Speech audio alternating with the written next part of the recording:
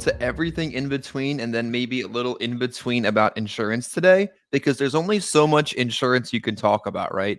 Like, really? Yeah. Is it all that exciting? No, You it's get terrible. your job? Like, okay. Let's talk about some everything in between because that's part of why this whole thing exists. But before we get to that point and give away any free information, funny content, or absolutely waste your time, like the video. It's over here somewhere. Comment below and subscribe to the channel. Or if you're just listening to us and you're not subject to having to look at us, follow. That's just as fun to do on the podcast platform as well. So, Nick, where I live, I have an interesting mix of Royal Farms, Wawa, and recently a Sheetz. Hey, you've got Sheetz there now too. I don't even understand how Sheetz got here from No. where it came from, unless it rode its way here on the back of an Amish wagon. But it seems like everything is here. Is it there too? I mean, I have Royal Farms Sheetz and Wawa also. I kind of thought that was because I was in like the convenience store gas station triangle, but apparently it's down in Maryland now. I had no idea any of those things were even in Maryland. Yeah.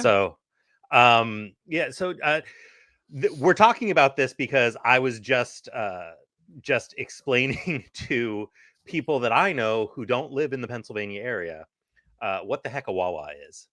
Okay. I have a friend of mine who lives in Kentucky and a friend of mine who lives in Indiana and Arkansas and Tennessee, and we're all in kind of like a group chat together. And the concept of Wawa was brought up. And I had to try to figure out how to explain what the heck Wawa is. And when you start trying to explain Wawa, it becomes ridiculous very quickly. Because, it's a gas station, but it's also a fast food restaurant. And it's also a convenience store. And I guess maybe it's kind of like a Buc-ee's. I don't know. I've never been to one of those. Do you know what those are? I passed the Buc-ee's on the way to Gatlinburg, and it looked like a grocery store and a gas station, and far. It would be like if a Giant was a Buc-ee's with a restaurant. I'm not sure, but did you know Giant's Martin's here too on the other side of the Mason-Dixon? Really? Very That's confusing. Interesting. It's so confusing. So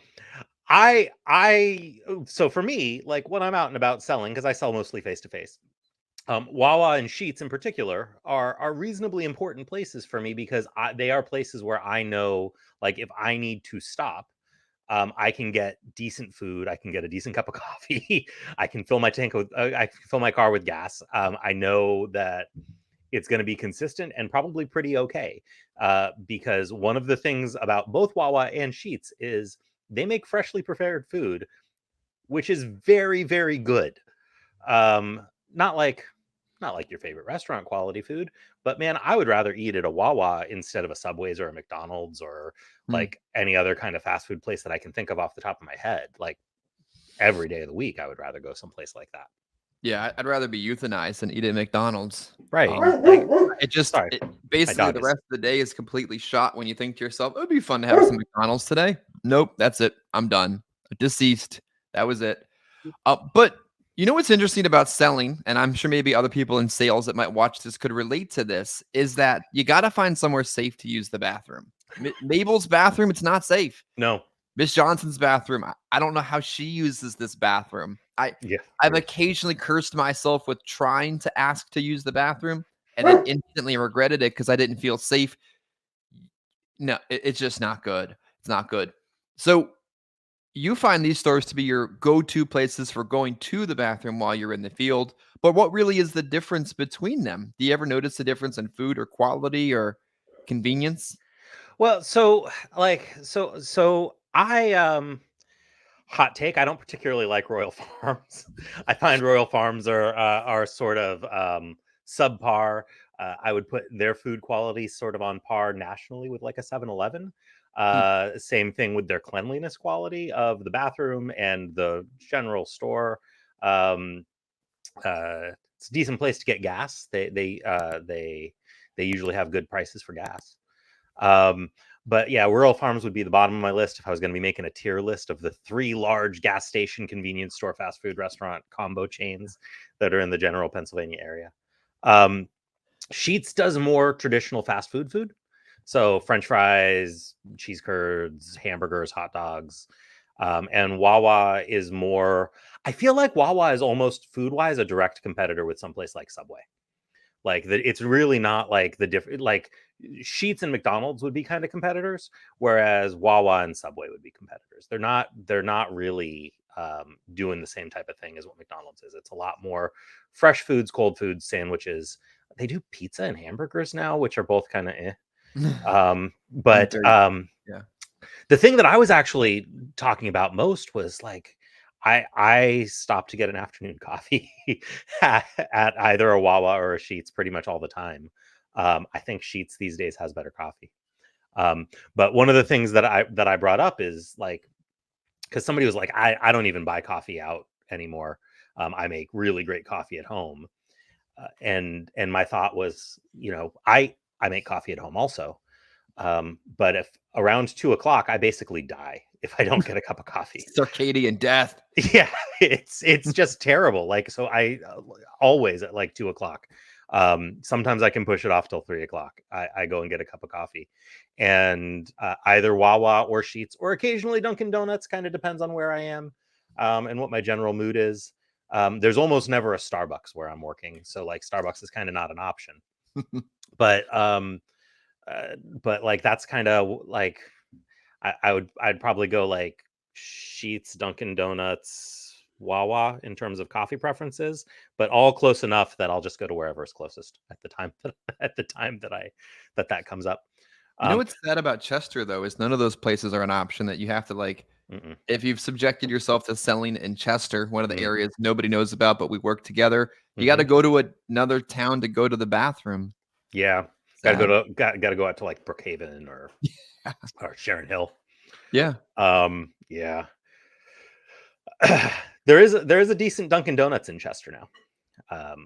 It's not a drive-through though, so you have to get out of the car, which that's usually like the big break point for me. Like if I choose Dunkin' Donuts over some other place, I choose it because it's got a drive-through. So the hazards of selling face-to-face, right? Yeah. I did a conversation with my group about compliance, and I did a mini video with the same content on our channel. And I wonder, carriers that are not watching this, don't watch this and don't listen. I bet if you pulled IP checks on application submission, far too many of them would probably be from one of these 3 parking lots. Yeah, Royal Farms, Sheetz, Wawa. I'm really hoping that there's some like algorithmic benefit to like mentioning these brand names over and over and over again. Like insurance guys rank their favorite Pennsylvania fast food chains. This is not a thing most people are going to care about. Yeah.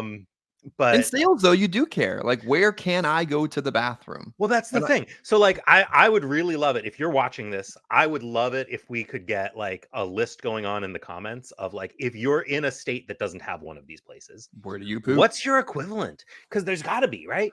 You've got to have a place that's like a safe place to go to the bathroom, a place where you can get quick like food. I mean, I can't imagine everybody's just packing a lunch and bringing a cooler every day. Like that's a thing that I say, like ideally I pack a lunch and I bring a cooler every day, but realistically, I do not make that happen all the time. I would like to. It's just not high enough on my priority list.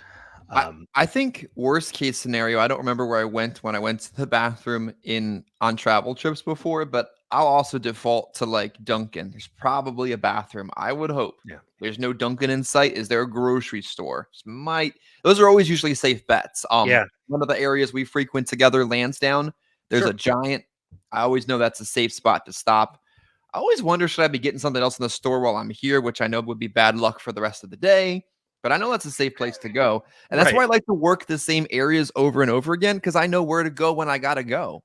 Well, I mean, for a lot of reasons, but there is a real value in finding one neighborhood, I guess. It's bigger than a neighborhood, but like one territory that's just yours, where you know the local spots. So that's the other thing. Like in Chester, I know, like, if I'm out for a long day, I'm out for like a 12-hour day. Like, I know where the decent diners are, where you can get a decent cup of coffee, little thing of soup, a decent quality sandwich. I know the little mom and pop restaurants. I know the places that my clients go, because maybe I want to give a gift certificate for a referral or something. They refer a friend to me. I want to say thank you, give them a gift certificate. I know the little local places that they would want gift certificates from, that are not just like, here's a Walmart gift card, but like, here's actually a gift card to this restaurant down the street from your house that I know you go to, and go meet up with your friends and get pie once a week. I like pie. Yeah, Upland Diner, Yeah. Upland. I used to sit there as a paramedic student with the ambulance. Like, that is a Yeah. place to go in that area. If you know what the Upland Diner is, comment below. Maybe we caught you on an algorithm and you had no idea what insurance was, or if you were trying to buy it right now, but you've been to the Upland Diner. That's a good Why we're one. talking about these places. And I've got spots like this in other areas that I work also. Man, I can tell you the best places to stop and eat in Reading, the best places to stop and eat in Allentown. Like, there's like you know decent convenience stores. Like, you get to know these places where you're working, because it's important to kind of become a little bit part of the environment there. You want to be making yourself a little bit part of the fabric of the community. um and I guess that's actually the point of this episode. That's I don't know, okay. we're kind of finding our way into it, but I think that's an important thing, is have a place that you work, know the area. If I mean, you're doing Medicare, know the hospital systems, know the names of the doctors that your clients see a lot. Like, you would be surprised when you start talking to people who all live in one little area. There's like 6 doctors that all of my clients see. Like, they all go see the same 6 doctors. It's true. Right? Yeah. They've all got the same primary care physicians. Like, I know some of the front office staff at some of these primary care physicians offices now, because I have so many clients that go there. Like, these are important little things that you only really learn boots on the ground. But having that boots on the ground ability, to know the community, it gives you a legitimacy in the eyes of your prospects, um that you're like from here, like, this place. um and it helps build your relationship with your prospect. It helps build your connection to that client. It helps build your connection to other people in the community who can potentially refer you to other clients. um it's just a good thing to have. It's one of the advantages of doing face-to-face sales that telesales will never ever ever be able to replicate. um it's just never going to be the same thing. Yeah. I also find it to be very interesting when you add the wrinkle of Medicare, which is allegedly what we talk about sometimes together, because you can get contracted with the big name brand carriers. Really Mhm. reliable thing to do, especially in the beginning. Find one that works well and add that one. But the next layer of Medicare growth is adding regional players. Your Blues, your off brands, your Devoteds, your second tier carriers. Yeah. And that really becomes important on when to use it, where you're using it. Like, I've kind of redirected my territory recently, less north, further south, like less Philadelphia, more Delaware, less Pennsylvania, more Maryland. And I'm walking into like another round of, what are you calling the Blues in this area? I'm like, whoa, Delaware Blue is actually pretty impressive. Why don't I have this thing? Right. And then Maryland is an absolute mess in Medicare Advantage land, Yeah, it is. where you've got more regionals than you do big players, like the Kaisers and Kaiser's here, but it's in California. Makes no sense to me. So be it. The It's funny Hopkins because of the world. Kaiser's freaking huge too. Like, it feels like a regional plan. They try to convince you it's a regional player, but it is. It is. I think the second largest insurance company in the country is, I think, Wow. Kaiser Permanente. Wow. It's crazy huge. Yeah. But then you get into those areas where the big name brand carrier or plans are really not players in some of these areas, and the regionals, at least in this market, are far more relevant. So learning your market becomes important to learn what name brands you need and what regional players you have to blend in to go with it. And as I kind of like shift the territories from north to south, that requires a little bit of extra work and a little bit of extra learning that you might not get when you've nestled yourself in an area for years and years. Yeah, it's the hard thing about moving where you are. I'm doing a similar thing. Like, I'm starting to consolidate as as my business has grown. I've kind of reached the point where I need to start focusing on certain areas, and not trying to just get every client that possibly lives within striking distance of my house. Um, and there's a lot of regional carriers that are important, in a lot of these areas.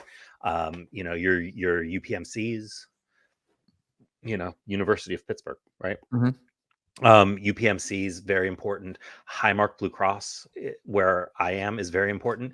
And Time out. yeah, Why, please, you're smarter than me. Why is Blue Cross something different every freaking place you go? uh, Why? my be, Who's done this? because of antitrust, because of antitrust Who has law, caused basically. this? It's Like, it's the same reason that there's no AT&T anymore, for just everybody. Like, you've got, Pacific Bell in California and SBC out, and it's um, it all got broken up into little teeny baby companies. So Blue Crosses are almost all regional, which is weird because some of them are very not regional, even though they are like regional, like Anthem Blue Cross, which is sometimes AmeriLife, is like gigantic, huge in a whole bunch of different states, technically a regional carrier. It's yeah, so it's very confusing. yeah. Capital Blue in the Harrisburg area, right? Capital Blue is now statewide in Pennsylvania. Highmark Blue Shield is everywhere except southeastern Pennsylvania, and it is looking to push into southeastern Pennsylvania. And then southeastern Pennsylvania is owned by Independence Blue Cross, which only exists in the 5 counties area around Philadelphia. It does not exist anywhere else in the entire country outside of that, but Independence Blue Cross owns Philadelphia. But then you cross the Delaware River and it becomes what? Becomes Braven. Yeah. But what is happening? And then you go south and Delaware is Highmark again. Then you go further south and Capital Blue in Harrisburg is Care First Blue in Baltimore. Yeah, like it does hurt. Company. It hurts to keep track of this. Highmark, you had bounced down into West Virginia. Highmark is there. There's a different Highmark in Texas, which is not related to the Highmark that's in Pennsylvania. I know it becomes very confusing, and I feel like there's a way to tie this into the discussion of like Wawa and Sheetz and Buc-ee's and Royal Farms and all of that. I feel like there's something there in connecting that to the various players of flavors of Blue Cross, but there is because sometimes Wawa is everywhere, but sometimes it's not. And maybe you in the comment section can draw the correlation between these major convenience stores and why Blue Cross is something different, but the same color everywhere you go. Well, like, why is Wawa in Florida? Because Delco's in Florida. Right. Right. That's exactly why, though, right? It's because everybody from Delaware County moves to Florida when they turn 60. Well, that also is true. Like, this whole region kind of migrates south in a sense and in a way, even down to the Maryland area. You've got tons of Florida back and forth folks where I'm going to Fort Lauderdale this afternoon. You would think flying from American and Philly, but really anytime you're going to Florida, it's almost more convenient to go from BWI, because I swear that's all that airport flies to. I hadn't even considered that, but that makes a ton of sense, actually. Yeah, because it's more centrally located to the whole region. And like, we're way off topic now, but man, flights to Miami from our area are cheap and plentiful. Well, it depends on when you're doing it. I flew from Miami to go on a cruise a winter ago during the Christmas holiday. Totally way expensive. But BWI to Orlando in March, a third of the price. Doesn't make any sense. I think they make these numbers up, honestly. I am glad we don't have to include air travel in our regular course of doing business the way that some sales industries do. Yeah. Um, it would drive me nuts. But Yeah, I've got a it's been a while, but a toolkit trip to Missouri for the ooh, Impact Legacy event. Is there anything in Missouri? My fiance asked, and I said no, there isn't. North Star Insurance Advisors is in Missouri. St. Louis, yeah. Um, Other than that, I think Kansas Tom City, home Masterson. home of some great barbecue and blues. Why is Kansas and Missouri? Like who thought that was smart? I, I'm not wading into the middle of that one. So who did I that? don't that there's going to be regional stuff. If you are from either Kansas or Missouri, tell us your opinions on Kansas City. Why is it in Missouri? Philadelphia isn't in New Jersey. No, They decided the river was good enough and you could stop right there and let Camden be itself. It's literally if same. Philadelphia was Yeah. also Camden but was also Philadelphia. Yeah, I mean, and it is the same city. Like Camden is absolutely the city of Philadelphia. Like I know they're not going to say it is, but I mean, without the river there, you would not know that there was a difference from one side to the other. What about retail locations and tourist attractions that identify as something different than where they are? Like the New York Giants and the New York Jets, which both play in New Jersey. Or when there's like an event somewhere or they say this concert's in Philadelphia. No, bro, it's in Camden. Like that's not Yeah, yeah, it's at the literally a different BB&T state. Center, right? Or it's not BB&T anymore. I don't even know what it's called anymore. It's changed its name so many times. Mhm. Um, yeah, yeah, it's in Camden. All of the major stadium concerts in Philadelphia, if they are not taking place at one of the sports stadiums, are pretty much in Camden. Like the big arena shows, they're I've New got Jersey. I've got a transition point back in to help us wrap up in the final 5 minutes. Okay, because we're lost. That's okay. Maybe somebody would find this more interesting than how to knock a door or get into a home. Yeah. So, and it's everything in between. So here's your in between for the month. Royal Farms, Sheetz, and Wawa. Sometimes people become convenience store dependent. Sometimes people don't care. Some insurance agents, here's your transition, become carrier dependent. That Ooh. without this one shiny toy, their career is ruined. Oh, Now, while it's fantastic. important to have a lead carrier that you go in the home looking to write, Nick Frumpkin, how do you make sure you don't become carrier dependent either in life or Medicare sales? You gotta have options. I agree with the idea that you should have a lead carrier that is the carrier that you want to write. If you're walking into somebody's house, all other things being equal, this is the carrier that you would prefer to give business to. I think that is a good attitude to have, but you got to have options and you got to know what your options are. You've got to be okay with writing other companies. You can't make yourself captive. Something news came out today that American Memorial is cutting off their broker channel. They're going 100% captive. To who? Captive in telesales even. To who though? To themselves? I don't remember which IMO it is, but it's a telesales. It's not North Star, but it's the other big one. I'm just drawing a blank. Sure. Um, I don't know. But they're just removing the broker channels entirely. It's going to be all telesales all the time for them. And like I don't know anybody whose main company was American Memorial. I mean, this is probably part of the reason why they're cutting them off. But I do have like 5 pieces of business with them, I yeah, think. I've got a couple of I've written them. They had their uses. Um, 5. and and if there were people that like that was their only company, this is like bad news, right? This is you now have to like figure out other stuff. Just don't limit yourself, have multiple options, have multiple carriers. If you are in the Medicare space, this is supposed to be the Medicare channel. If you're in the Medicare space, you should be contracted with all of the carriers that you can be contracted with for Medicare. When you're very first starting off, just contracting for 2 is good to start because you got to certify and it's kind of a pain in the butt. But by the time you've been in the business for a year plus, you should have all your regional carriers. You should know who they are. You should know when you're going to use them. You should have contracts because sometimes you're going to need them. Sometimes there is a person that needs to see one very specific doctor who only takes one plan. And if that's not a plan you carry, whoops, you're calling 1-800-Medicare to get them signed up and you're not going to get paid. Well, and then also, I think, I don't know how much I should or shouldn't broadcast this, but no one watches it anyway. 25% probably of my AEP volume was plan changes, like good plan changes, not plan changes just to do something. But you can't change a plan on a carrier you don't have. Yeah. Like there was probably 10 IBC plan changes that were quality, ethical plan changes, but without the carrier, I wasn't going to be able to write it. Right. So you're missing opportunities there. Once you understand what you're doing, then you can move into that second tier of other companies to do that thing with.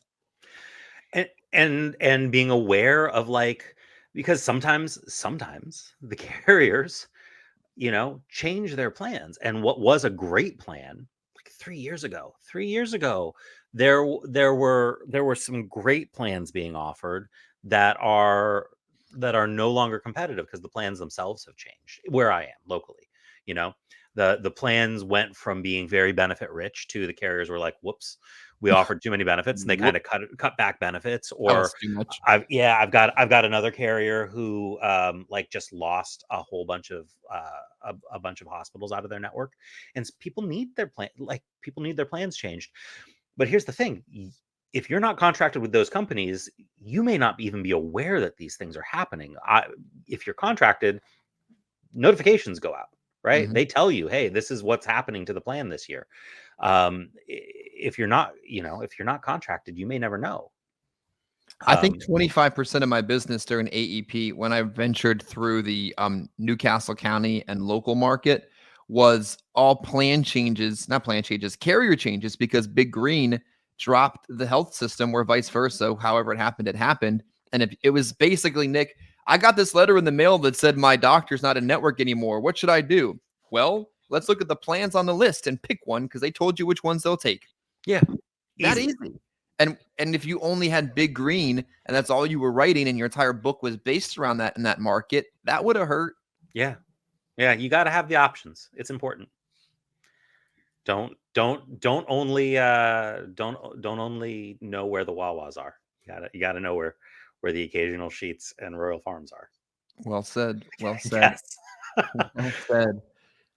Let's close up with a hot topic, a point someone might get hurt about. That's the whole point of how we wrap up the video. As you watch, like, comment, subscribe with today's channel. Just because you say a lot of things on Facebook, not you, but persons, how do I vet somebody to decide if I want to work with them? Whew. So I think the very, very, very most important thing when you're trying to vet somebody is, do you get along with that person? Like, actually, like really talk to the person. Like, not just texting with them, not just like Facebook messaging with them, but like get on the phone, have a conversation with them, try and get a sense of who they are. Like, are they going to be the person who's actually training you and working with you and teaching you, or is it going to be somebody else? If it's going to be somebody else, talk to somebody else. The most important thing is you have got to have a decent relationship, some level of chemistry, some level of like comfort with the person who's actually going to be training you. And then you need to know what they've done. And what they've done doesn't have to have been a lot of sales, but if it's not a lot of sales, you need to know that they've trained other people and you need to talk to the people that they've trained. Mm-hmm. And if they've never trained anybody and they've never done a lot of sales, don't work with them. Just don't work with them. What if they have nice technology? I don't care. If they've never sold anything themselves successfully and they have not trained people who have become successful agents, don't work with them. I don't care how nice they are. I don't care how much you get along with them. They do not have the track record. There are too many people out there who do have the track record. They don't have the track record. Even if they run giant like insurance groups, like listen, I don't know the guy that just took over this Facebook group. I'm not going to mention him by name. He might be a perfectly lovely guy, but there is a large Facebook group with 120,000 people in it that just got taken over in like essentially a corporate buyout by a guy who I've never heard of before. I don't know who he is. Maybe Seems he's nice. great, maybe he's not, but he's just suddenly gained himself an audience of 120,000 licensed agents. And that provides him with the appearance of legitimacy and the appearance of expertise. But he's just a guy. Like maybe he has expertise. I don't know. I've not done anything to even vet this guy. So I'm not saying that he's anything, but just because he's managed to put himself in the position where he has that platform doesn't mean that he's anything real. Honestly, me and Chris, like anybody can have a YouTube channel, guys. You can go like It's open up a not that YouTube hard. channel. It'll take you 10 minutes. I'm not tech savvy. Yeah, like anybody can have a YouTube channel. Like don't just believe us, like verify everything that we say. Like Yeah. it's not hard to do. It's not hard to find out who we are, like, and what we've done. And Have a like, good conversation with someone. If they can yeah, talk the game, they might know the game. If they can't, then maybe they don't. Like it really, like do a little bit of extra work. I think this corporate takeover of that group is actually a good thing yeah, because probably. I've been Elon Musk out of oblivion per se. Yeah, in a good way. You Yeah, know, they were kind of censoring a lot of good quality content from that other group until it was taken over. So I think it might be a good thing. But yeah, the it could be. moral of the story is before you really invest your livelihood into somebody, do a little bit of background work and personal work. Yeah, yeah. Just because somebody's got a Facebook group, just because somebody's got a YouTube page, YouTube channel, just because somebody's got a good website, doesn't mean that they actually know what they're doing. Just because somebody's published a book, self-published a book, doesn't mean that they know what they're doing. There are people in this industry who all they've done is these sorts of clout building behaviors, Clout. and they've never actually accomplished anything. They've never actually sold anything. They don't have a track record of producing agents that are successful. And you will see people talking about them all the time as though they are fantastic. Like they are like the pinnacle of of mentorship. Um, and like I can think of like 6 or 7 different people off the top of my head that fit this description. um, and that doesn't mean that they're worth working with. Well said. Do your homework, and your homework today is to like the video, comment, subscribe, follow, share. The more you do that, the more it grows and the more fun we get to have. Nick, thanks for joining me today. Thanks for having me.